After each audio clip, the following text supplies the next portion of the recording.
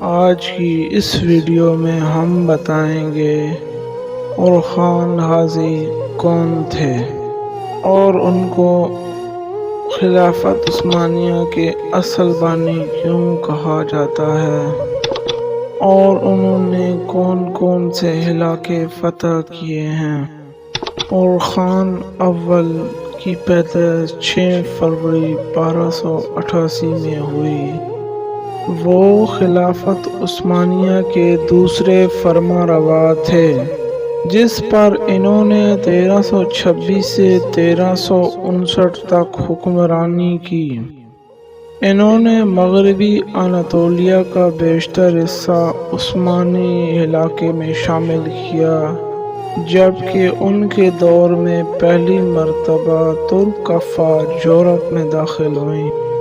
آپ نے نیلوفر خاتون سے شادی کی، جن کی بطن سے آپ کو مراد اول پیدا ہوئے۔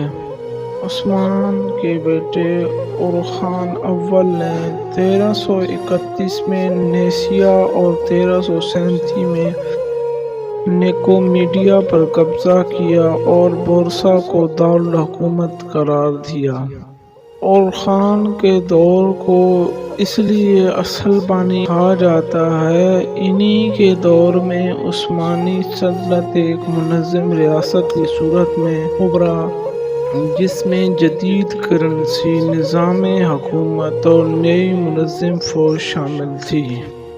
اورخان کے دور حکومت میں عثمانی پہلی مرتبہ درہ دریال کے کنارے پر واقع گیلی پولی شہر کا فتح ہوا۔ گیلی پولی شہر جزیرہ نما تھا۔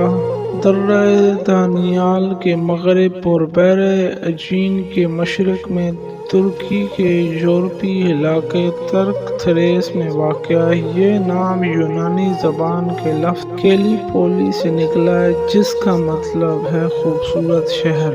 1354 کے تباہ کن زلزلے کے بعد یہ شہر مکمل طور پر تباہ ہو گیا۔ اسی سال یہ شہر یورپ کا پہلا علاقہ بنا جو عثمانی سلطنت کے زیر نگیں آیا، اور بلقان اور وسطی یورپ تک عثمانیوں کی پیش قدمی کا نقطہ آغاز یہیں سے ہوا۔ سلطنت عثمانیہ کے زیر نگیں گیلی پولی کا شہر ولایت ادرنہ کا حصہ تھا، جس کی آبادی 30,000 نفوس پر مشتمل تھی۔ اورخان غازی 1359 میں 75 برس کی عمر میں انتقال کر گئے۔ انہوں نے 30 سال تک حکمرانی کی۔ آخر میں ہماری گزارش ہے، اگر آپ اس چینل پر نئے ہیں تو ہمارے پیج کو سبسکرائب کریں، لائک، کمنٹ، شیئر ضرور کریں۔